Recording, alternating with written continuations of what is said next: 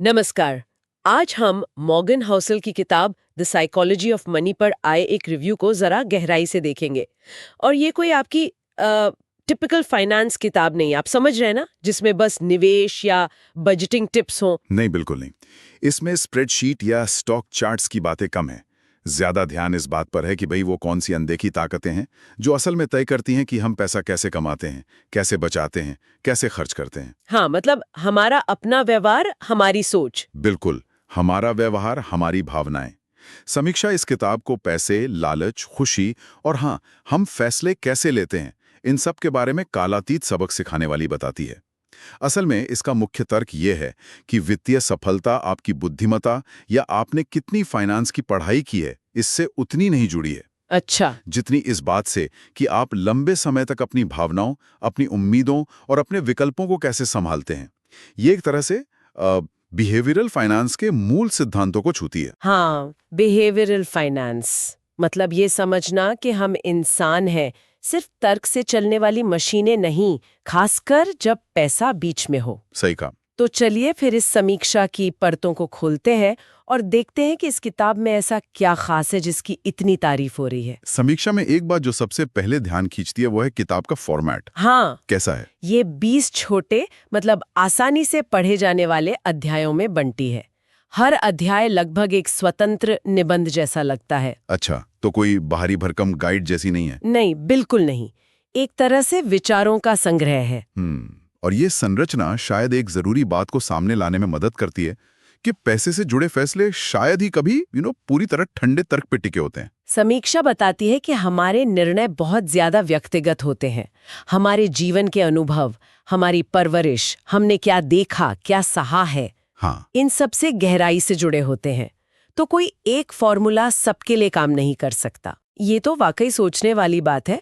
समीक्षा में एक बड़ा अच्छा उदाहरण भी दिया गया था हाँ, कि सोचिए कोई व्यक्ति जिसने मान लीजिए बचपन में या अपनी जवानी में काफी आर्थिक तंगी देखी हो, वो पैसे और रिस्क को उस व्यक्ति से बहुत अलग नजरिए से देखेगा बिल्कुल। जिसने हमेशा संपन्नता ही देखी है। बिल्कुल, पहले वाले के लिए शायद सुरक्षा सबसे ऊपर होगी, जबकि दूसरा विकास के मौकों पर ज्यादा ध्यान देगा। सही। और यहीं पर बिल्कुल वो बिहेवियरल फाइनेंस वाली बात आती है। ये दिखाता है कि जो एक के लिए तर्कसंगत लगता है वो दूसरे के लिए बिल्कुल बेवकूफी भरा हो सकता है, सिर्फ इसलिए क्योंकि उनके अनुभव और उनकी भावनात्मक प्रतिक्रियाएं अलग हैं। अच्छा, तो समीक्षा इसी बात पर जोर देती है कि किताब ये नहीं कहती कि आप एकदम तर्क संगत बन जाओ, बल्कि ये समझने पर जोर देती है कि आपकी भावनाएं और आपका अतीत आपके फैसलों को कैसे प्रभावित करते हैं और उन्हें बेहतर तरीके से मैनेज कैसे करें। तो इसका मतलब ये हुआ कि पैसे संभालने का कोई एक सही तरीका शायद है ही नहीं, मतलब ये हर किसी के लिए अलग होता है।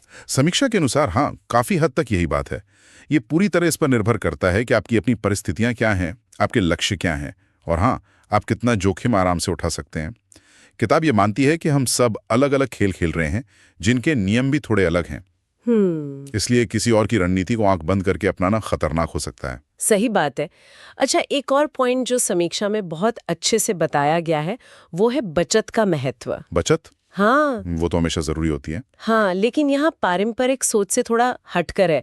यहाँ बचत सिर्फ अमीर बनने या कोई बड़ी चीज खरीदने के लिए नहीं है, तो फिर किस लिए? बल्कि जीवन में लचीलापन मतलब फ्लेक्सिबिलिटी और नियंत्रण पाने के लिए। ओह, ये तो काफी गहरा विचार है, लचीलापन और नियंत्रण। हाँ, समीक्षा बताती है कि सच्ची वित्तीय स्वतंत्रता का मतलब शायद बैंक खाते में एक बहुत बड़ी रकम होना नहीं है, नहीं है। बल्कि अपने समय पर नियंत्रण होना है।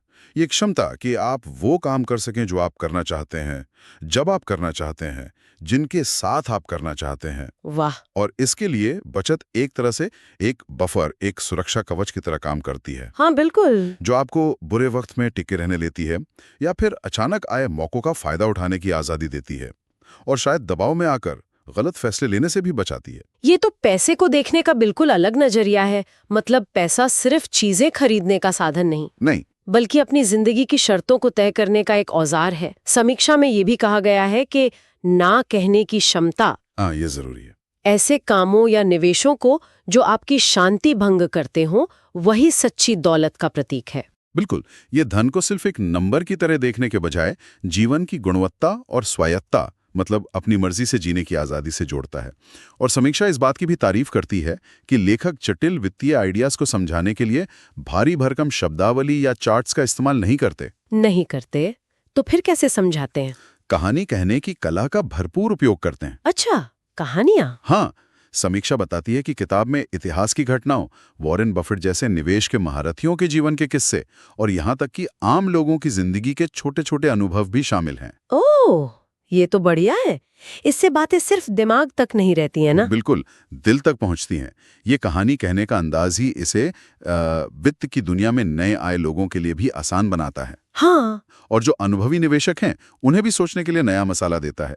समीक्षा इसे किताब की सबसे बड़ी ताकतों में से एक मानती है। जटिल विचारों को सरल यादगार कहानियों में पिरो देना, ये तो कमाल की बात है। हाँ, लेकिन कहानियों की बात करते हुए क्या समीक्षा इस तरीके की किसी कमी का भी जिक्र करती है? क्योंकि कभी-कभी कहानियां मुद्दे से भटका भी सकते हैं।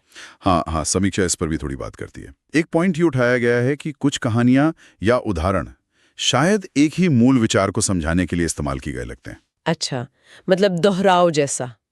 हाँ, तो कुछ पाठकों को, खासकर जो जल्दी से अगले पॉइंट पर जाना चाहते हैं, उन्हें ये थोड़ा दोहराव जैसा महसूस हो सकता है। पर यह शायद उस चुनौती का हिस्सा है जब आप बहुत बड़े दर्शक वर्ग के लिए लिख रहे हों। आप चाहते हैं कि बात सबको समझ आए, अलग-अलग तरीकों से, लेकिन उसमें दोहराव का खतरा तो रहता ही है। समझ गए। और समीक्षा में किताब की और क्या ताकतें बताई गई हैं? लिखने का अंदाज कैसा है? लिखने के अंदाज की बहुत तारीफ है। स्पष्ट, सरल और संबंधित। भाषा ऐसी है जो पाठक से जुड़ती है। इसके अलावा पैसे पर एक ताज़ा नजरिया देने के लिए भी किताब की सराहना हुई है। ये फटाफट अमीर कैसे बने वाली स्कीमों या शॉर्टकट्स पर फोकस करने के बजाय, हाँ, जो आजकल बहुत चलता है। बिल्कुल, उसके बजाय ये अमीर कैसे बने रहें के ज्यादा स्थायी और जरूरी सवाल पर जोर देती है। अमीर कैसे बने रहें? ये वाकई दिलचस्प है। अक्सर हम सिर्फ पैसा बनाने पर ही ध्यान देते हैं, उसे बनाए रखने की कला पर नहीं। सही बात। समीक्षा बताती है कि किताब शॉर्ट टर्म टिप्स या बाजार की भविष्यवाणी करने की कोशिशों के बजाय धैर्य, अनुशासन, विनम्रता और लंबी अवधि की सोच जैसे कालातीत सिद्धांतों पर जोर देती है। ये गुण शायद उतने रोमांचक न लगें। हाँ, शायद नहीं, लेकिन वास्तव में स्थायी संपत्ति बनाने और उसे बनाए रखने के लिए यही ज्यादा जरूरी है। तो ये तो हुई ताकतें, लेकिन क्या समीक्षा में कुछ और सीमाएं या कमियां भी बताई गई हैं? जैसे मान लीजिए कोई ठोस निवेश सलाह ढूंढ रहा हो, बिल्कुल स्टेप बाय स्टेप गाइड। हाँ, ये एक बहुत महत्वपूर्ण पॉइंट है जिसे समीक्षा उठाती है। किताब व्यवहार और मानसिकता पर इतनी ज्यादा केंद्रित है कि जो पाठक डिटेल्ड कदम दर कदम निवेश रणनीतियां या पोर्टफोलियो बनाने के नुस्खे ढूंढ रहे हैं, उन्हें शायद थोड़ी निराशा हो। हाँ, उन्हें ये थोड़ी सामान्य या ज्यादा दार्शनिक लग सकती है। ये आपको क्या निवेश करना है ये बताने के बजाय कैसे सोचना है, इस पर ज्यादा ध्यान देती है। तो ये एक तरह से उम्मीदों का सवाल है। अगर कोई इसे फाइनेंशियल प्लानिंग की गाइडबुक समझकर उठाएगा तो शायद बात ना बने। हाँ, संभवतः। समीक्षा का भाव यही है कि ये किताब आपके पैसे के साथ आपके रिश्ते को समझने और सुधारने के लिए बेहतरीन है, लेकिन ये कोई तकनीकी मैनुअल नहीं है। ये व्यापक अपील और विशिष्ट गहरी तकनीकी सलाह के बीच संतुलन बनाने की कोशिश करती है, जो अक्सर इस तरह की किताबों के लिए एक चुनौती होती है। समझ गई। तो इन सब बातों को ध्यान में रखते हुए समीक्षा का अंतिम निष्कर्ष क्या निकलता है? कुल मिलाकर किताब को कैसे देखा गया है? समीक्षा का निष्कर्ष बहुत ही सकारात्मक है। इसे एक अत्यधिक व्यवहारिक और गहरी अंतर्दृष्टि देने वाली किताब बताया गया है।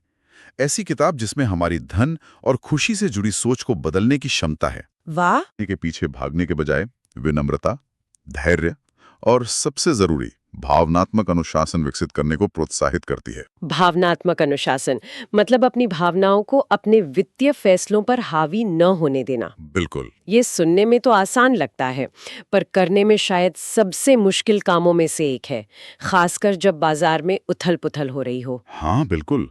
और इसीलिए समीक्षा कहती है कि ये किताब उन सभी के लिए अवश्य पढ़ें जो ना केवल पैसा कमाना और बढ़ाना चाहते हैं, बल्कि इस पूरी प्रक्रिया के दौरान अपनी मानसिक शांति भी बनाए रखना चाहते हैं। मानसिक शांति को वित्तीय सफलता का एक हिस्सा मानना, ये अपने आप में एक बड़ी बात है। हाँ, ये बहुत जरूरी है। और अंत में समीक्षा ने इसे 5 में से पूरे 5 स्टार दिए हैं। 5 में से 5?